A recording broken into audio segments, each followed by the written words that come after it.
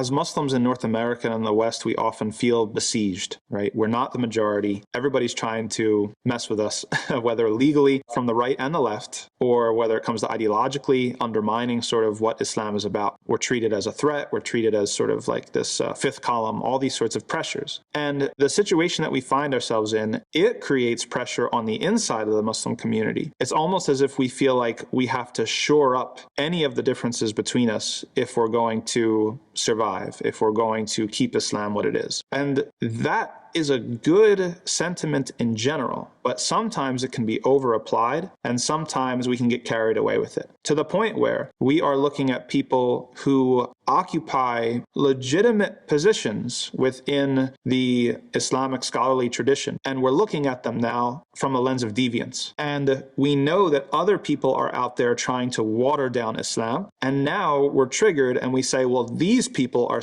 part of the same project to water down Islam, or the opposite from the other side, right? So we just have to be super, super careful, because that's not always true, okay? If something is actually sourced in, indigenously in our tradition, we can't look back in an anachronistic way. And just because there's certain sort of opinions that seem to be more flexible or, less strict or something like that, or there seems to be a certain amount of diversity in the past and in accepted opinions, we can't look back and now say that, well, this is just the watering down of Islam, and this is just, the liberal infiltration of Islam, or these sorts of things. Not necessarily. Now, that being said, somebody also from the position of today, 2022, can be going back and mining the Islamic tradition for all of those sort of like easiest opinions and all these sorts of things in a way where they are trying to completely water down Islam and restructure the whole thing and make it into this thing that's very